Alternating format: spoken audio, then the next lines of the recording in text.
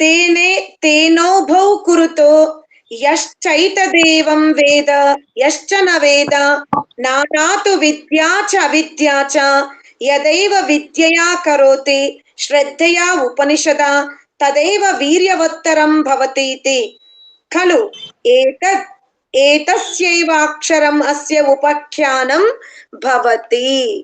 ఈ ఓంకారము ఎవరి మహిమను గానము చేస్తుంది అంటే పరమాత్మున్నే గానము చేస్తుంది. ఎవరైతే ఆ పరమాత్మని తెలుసుకుంటున్నారో ఈ జన్మలో, అనగా సూర్య చంద్రాదులను రచించిన వాడు కూడా పరమాత్ముడే. అనగా భూమి నుండి సూర్యుడు ఎంత దూరంలో ఉన్నాడు, దాని పరిక్రమ చెయ్యాలి అంటే ఎంత సమయం పడుతుంది, దాని యొక్క లాభాలేమిటి, ఈ విధమైనటువంటి ఖగోళ శాస్త్రంలో ఎవరైతే పరిశోధన చేస్తున్నారో అట్టి పరిశోధనాత్మకమైనటువంటి మార్గంలో కూడా పరమాత్ముడే ఉన్నాడు.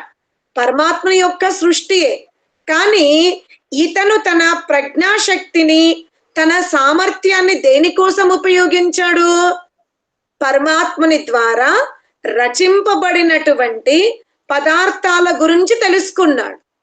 కానీ ఇంకో వ్యక్తి ఏం చేశాడు? ఓంకారమును ఉచ్చరిస్తూ ఆ పరమాత్మని యొక్క దివ్య స్వరూపాన్నే తెలుసుకోవడానికి ప్రయత్నించాడు. అనగా పరమాత్మని ద్వారా రచింపబడినటువంటి పదార్థాలను తెలుసుకుంటున్నాము అనంటే అది అవిద్య అనబడుతుంది. పరమాత్మని మాత్రమే తెలుసుకుంటున్నాము అనంటే అది విద్య అనబడుతుంది. రెండూ శ్రేష్టమే, రెండూ గొప్పవే.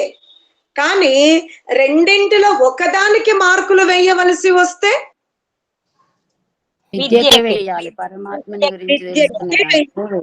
అర్థమైందా? అవిద్య ద్వారా జన్మ మరణాలు తొలగింపబడవు. అర్థమైందా?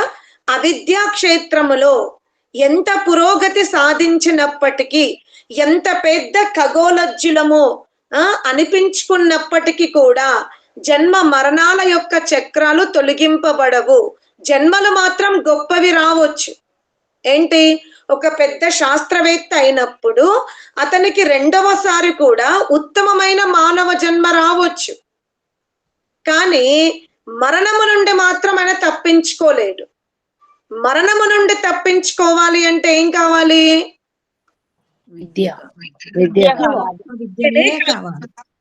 అర్థమైందా? ఈ విద్య గాని అవిద్య గాని ఇవి రెండు కూడా పరమాత్మునివే. కానీ ఒకటి మనని ఉత్తమ జన్మ వైపు నడిపిస్తుంది, మరొకటేమో జన్మరాహిత్యం వైపు నడిపిస్తుంది. కాబట్టి విద్య వేరు, అవిద్య వేరు. అర్థమైందా?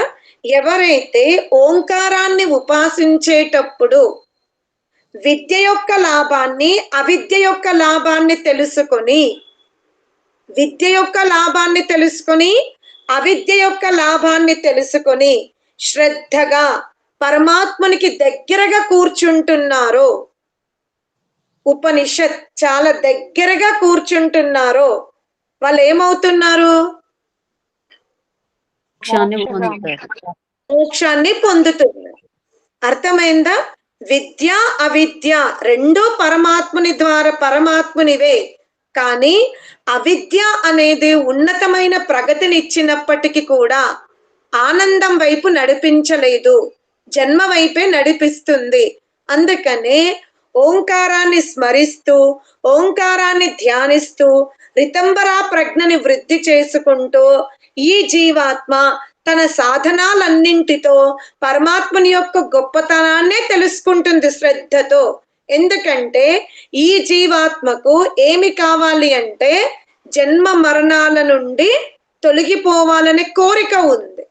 మరొక జీవాత్మకి పరమాత్ముని ద్వారా రచింపబడిన సృష్టి విజ్ఞానం తెలుసుకోవాలని ఉంది.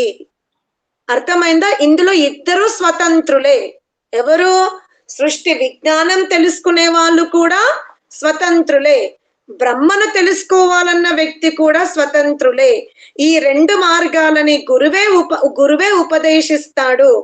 ఇప్పుడు శిష్యునిగా మనం ఓంకారాన్ని ఎందుకు స్మరిస్తున్నాము, ఓంకారాన్ని ఎందుకు ఉపాసిస్తున్నాము అనేది మీకు పూర్తిగా అవగాహన గురుముఖంగా వచ్చిన తర్వాత మీరు విద్య కోసం బ్రహ్మను ఉపాసిస్తారా, అవిద్య కోసం బ్రహ్మని ఉపాసిస్తున్నారా అనేది మీ వ్యక్తిగతం.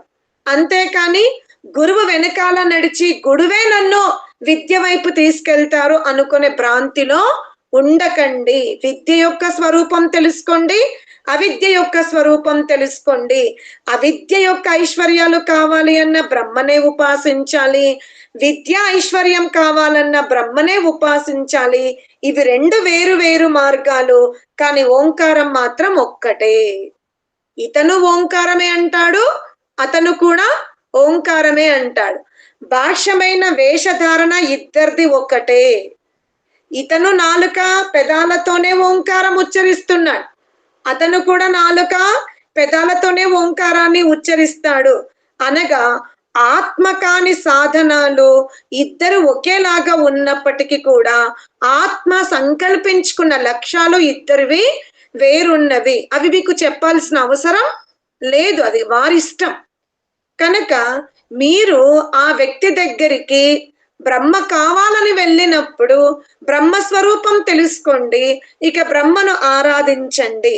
అర్థమైందా? ఎవరైతే ఇలా ఓంకారాన్ని ఉపాసిస్తున్నారో వారు జీవితములో వీర్యవంతులవుతారు, అన్ని తెలుసుకున్న వాళ్ళు అవుతారు అని ఓంకారం యొక్క గొప్పతనాన్ని మనకు ప్రథమ ప్రపాఠకములో ప్రథమ ఖండములో ఋషి తెలియజేసే ప్రయత్నం చేశారు.